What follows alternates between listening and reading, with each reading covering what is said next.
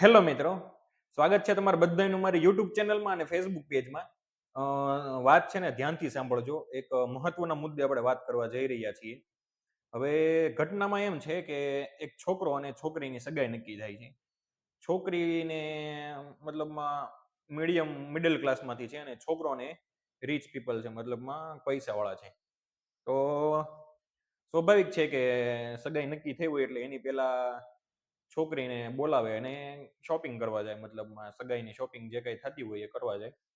તો છોકરાવાળાએ તેડી આવ્યા છોકરીને અને નક્કી કર્યું પહેલા આપણે કપડાં લઈ આવીએ અને પછી કપડાનું પતે એટલે ઘરેણાં લઈ આવીએ.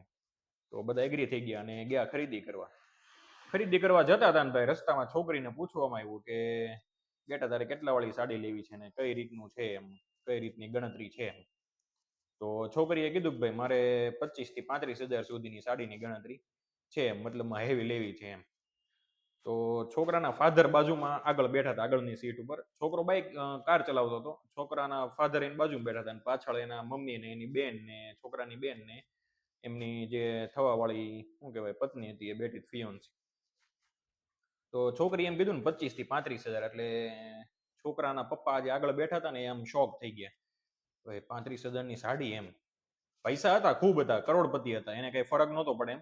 પણ એને છોકરીને ખાલી એમ પાછળ ફરીને એમ કીધું બેટા સાડી આપણે 10-15,000 વાળી લઈએ અને એના જગ્યાએ આપણે ઉપરના જે પૈસા વધે એનું આપણે જ્વેલર્સમાં એડ કરી દઈશું કોઈ પણ વસ્તુ એમ. તો સાડી કરતા સોનું લે તો શું છે ક્યારેક કામમાં પણ આવે અને એની કિંમત વધે. મતલબમાં સાડી તો શું છે એકાદી વાર તમે 2 વાર પહેરો તો પછી એ કઈ તમે પહેરવા જ નથી એમ. એટલે સ્વાભાવિક રીતે વાતે સાચી છે કાકાની, બરાબર. તો એ રીતની વાત કરી એટલે છોકરી ના માની, એકની બે ના થઈ. એટલે છોકરાના પપ્પાએ બહુ બધી મહેનત કરી, બધાએ સમજાવવાની ટ્રાય કરી, પણ છોકરી એકની બે ના થઈ. ના કે મારે 25 થી 35 વાળી સાડી લેવી છે. છોકરીએ જીત પકડી, બરાબર. એટલે છોકરાના પપ્પાએ કીધું કે ભાઈ બેટા આપણે ગાડી પાછી વાળો ને ઘરે લઈ જાઓ ગાડી, આપણે શોપિંગ પછી ક્યારેક કરશું એમ. અને તું આ બેટાને મૂકી આવી એમ. એટલે એ છોકરીને એના ઘરે મૂકી આવી એમ. અત્યારે આપણે પછી જાવું એમ, મારે કામ આવી ગયું એમ. એટલે અંકલ એમ કીધું મારે કઈ કામ આવી ગયું છે, તું આ છોકરીને મૂકી એના ઘરે ને આપણે પછી કાલે જાવું શોપિંગ કરવા. છોકરો મૂકીને પાછો આવ્યો ઘરે. પપ્પા ત્યાં બેઠા હતા એ છોકરાના. એટલે એને કીધું ભાઈ ફોન કર્યો છોકરીના પપ્પાને, બરાબર. એટલે છોકરીના પપ્પાએ વાત કરી કે ભાઈ આ રીતનું થયું છે એમ. તમારી છોકરી એમ કીધું છે કે ભાઈ 25,000 થી 35,000. એટલે મેં એને સમજાવવાની ટ્રાય કરી કે ભાઈ એના કરતા આપણે ગોલ્ડમાં વધારે પૈસા નાખશું એમ, બરાબર.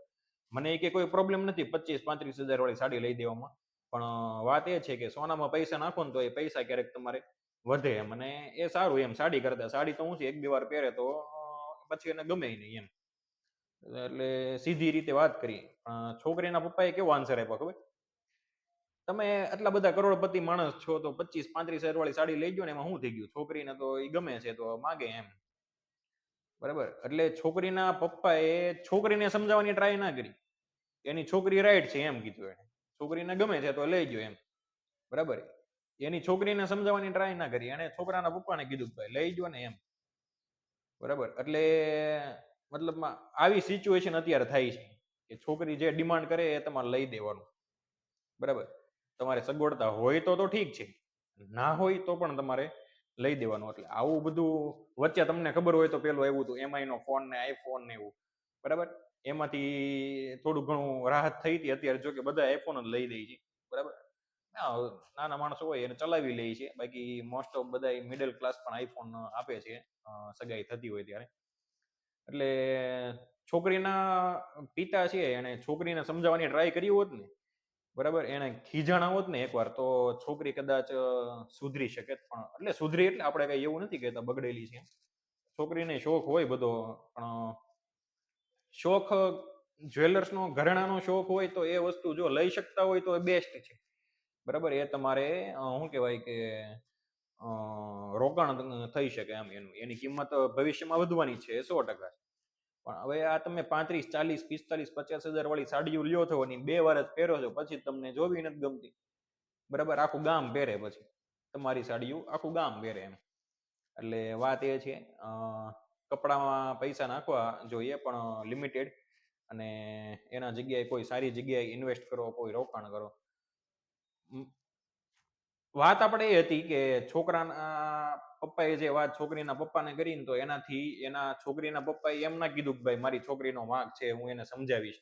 એને ડાયરેક્ટ એમ કહી દીધું કે ભાઈ તમે લઈ તો એકો છો તો લઈ ગયો ને એમ.